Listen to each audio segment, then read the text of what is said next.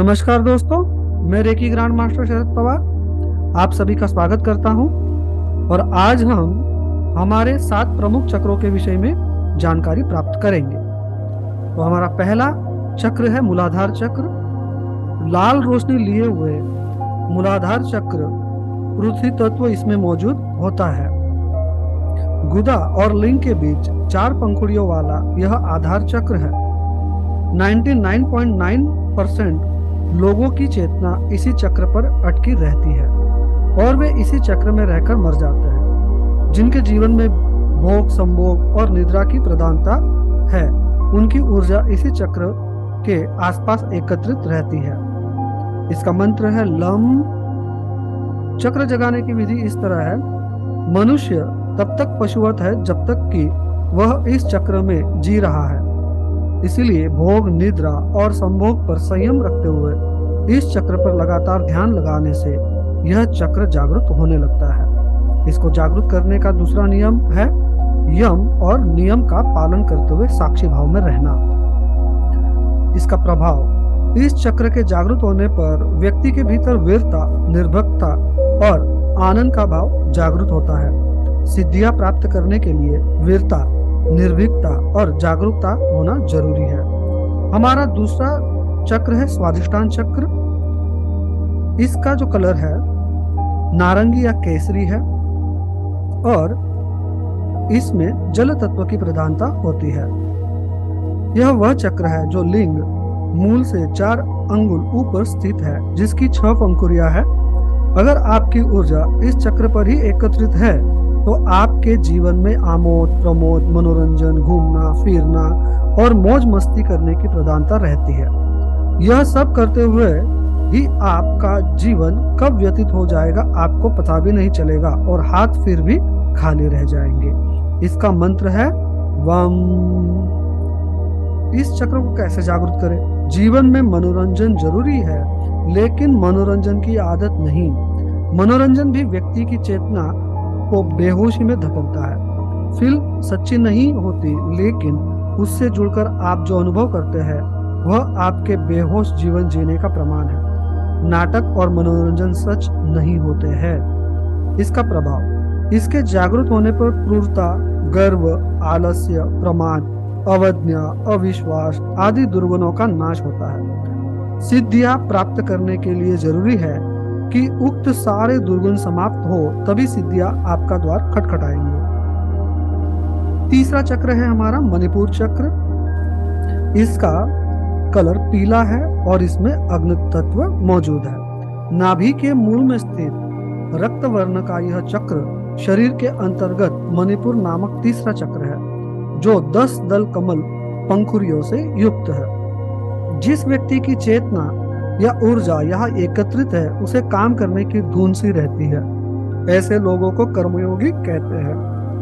ये लोग दुनिया का हर कार्य करने के लिए तैयार रहते हैं। मंत्र है रम। इस चक्र को कैसे जागृत करें? आपके कार्य को सकारात्मक आयाम देने के लिए इस चक्र पर ध्यान लगाएंगे, पेट से श्वास लेंगे। इसका प्रभाव, इसके सक्रिय होने से तृष्णा, ईर्ष्या, चुगली, लज्जा, भय, घृणा, मोह आदि कषाय कल्मश दूर हो जाते हैं। यह चक्र मूल रूप से आत्मशक्ति प्रदान करता है। सिद्धियां प्राप्त करने के लिए आत्मवान होना जरूरी है।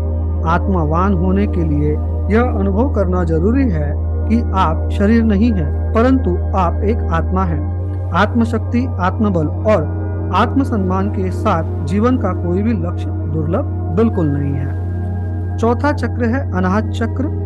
अनाहत चक्र का कलर है हरा और इसमें वायु तत्व मौजूद होता है।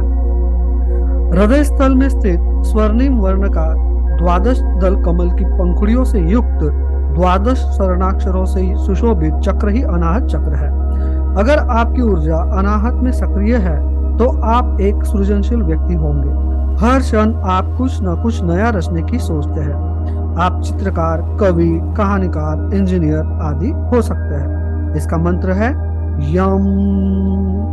इसे कैसे जागृत करें? हृदय पर संयम करने और ध्यान लगाने से यह चक्र जागृत होने लगता है। खासकर रात्रि को सोने से पूर्व इस चक्र पर ध्यान लगाने से यह अभ्यास से जागरूक होने लगता है और सुषुम्ना इस चक्र को भेद कर ऊपर गमन करने लगती है।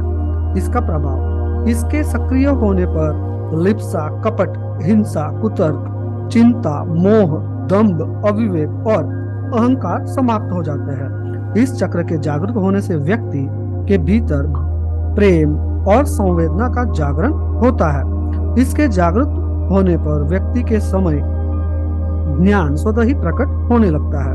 व्यक्ति अत्यंत आत्मविश्वस्त, सुरक्षित, चारित्रिक रूप से जिम्मेदार एवं भावनात्मक रूप से संतुलित व्यक्तित्व बन जाता है। ऐसा व्यक्ति अत्यंत हितैषी एवं बिना किसी स्वार्थ के मानवता प्रेमी एवं सर्वप्रिय बन जाता है।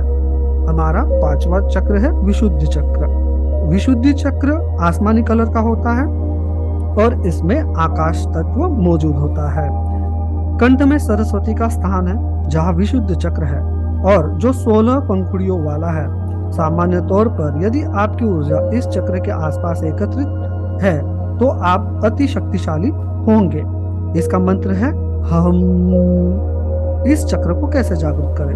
कंठ में संयम करने और ध्यान लगाने से यह चक्र जागृत होने लगता है। इसका प्रभाव, इसके जागृत होने पर 16 कलाओं और 16 विभूतियों का ज्ञान हो जाता है। इसके जागृत होने से जहां भूख और प्यास को रोका जा सकता है, वही मौसम के प्रभाव को भी रोका जा सकता है। हमारा 6वां चक्र है आज्ञा चक्र। आज्ञा चक्र का कलर नीला होता है और इसमें मानस तत्व मौजूद होता है। भ्रूमध्य दोनों आंखों के बीच भ्रुकुटी में आज्ञा चक्र होता है। सामान्य तौर पर जिस व्यक्ति की ऊर्जा यहाँ ज्यादा सक्रिय है तो ऐसा व्यक्ति बौद्धिक रूप से संपन्न, संवेदनशील और तेज दिमाग का बन जाता है, लेकिन वह सब कुछ जानने के बावजूद मौन रहता है। इस बौद्धिक सिद्धि कहते हैं। आज्ञा चक्र का बीज मंत्र है शम। इस चक्र को जागृत करने के लिए भ्रुकुटी के मध्य ध्यान लगाते हुए साक्षी भाव में रहने से यह चक्र जागृत होने लगता है। इसका प्रभाव, यहाँ अपार शक्तियां और सिद्धियां निवास करती है। इस आज्ञा चक्र का जागरण होने से ये सभी शक्तियां जाग पड़ती है और व्यक्ति एक सिद्ध पुरुष बन जाता है। हमारा 7वां चक्र है सहस्रार चक्र। इसका कलर बैंगनी है और यह ईश्वरीय तत्व से मौजूद है। सहस्रार की स्थिति मस्तिष्क के मध्य भाग में है, अर्थात जहाँ चोटी रखते हैं। यदि व्यक्ति यम नियम का पालन करते हुए यहाँ तक पहुँच गया है तो वह आनंदमय शरीर में स्थिर हो गया है। ऐसे व्यक्ति को संसार, संन्यास और सिद्धियों से कोई मतलब नहीं रहता है। इसे कैसे जागरूक करें? मूलाधार से होते हुए ही सहस्रार तक पहुंचा जा सकता है। लगातार ध्यान करने से यह चक्र जागृत होता है और व्यक्ति परमहंस के पद को प्राप्त कर लेता है। इसका मंत्र है ओम।